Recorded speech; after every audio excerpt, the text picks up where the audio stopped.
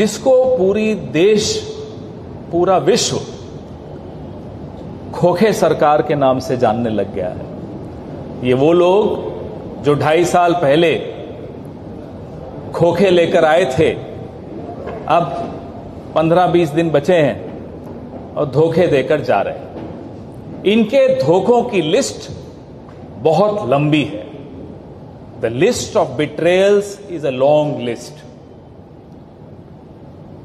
और जो ऊंची आवाज में बार बार झूठ बोलने की जरूरत प्रधानमंत्री तक को पड़ गई, तो आप समझ लीजिए कि ये भी जानते हैं कि इन्होंने कितने धोखे दिए। एक चुनाव में प्रचार करने आते हैं, प्रधानमंत्री जी कहते हैं कि सिंचाई घोटाला हो गया।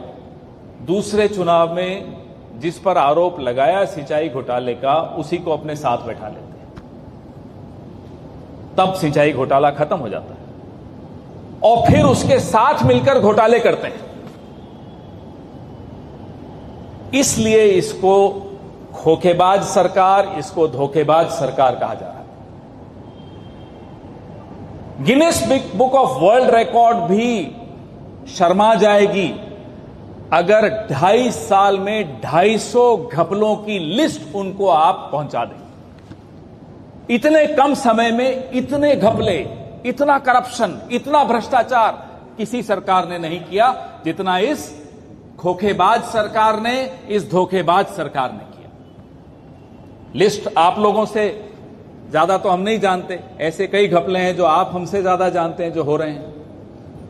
लेकिन अब आप देखिए, पुणे रिंग रोड घोटाला, समृद्धि महामार्ग घोटाला, जलयुक्त शिवार घोटाला, छत्रपति शिवाजी महाराज की प्रतिमा में घोटाला, धारावी रीडेवलपमेंट घोटाला, कुछ लिस्ट में पढ़ रहा हूं, सारी नहीं पढ़ रहा।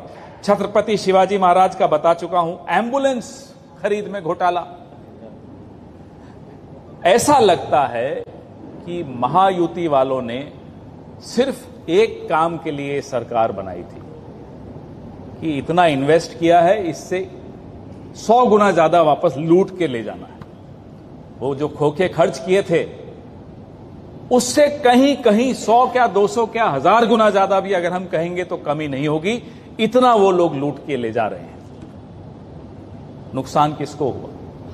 नुकसान महाराष्ट्र के एक नौजवान को, एक किसान को, एक महिला को, एक आदिवासी को, एक दलित को, सबको नुकसान देकर जा रहे हैं, सबके साथ धोखा करके जा रहे हैं।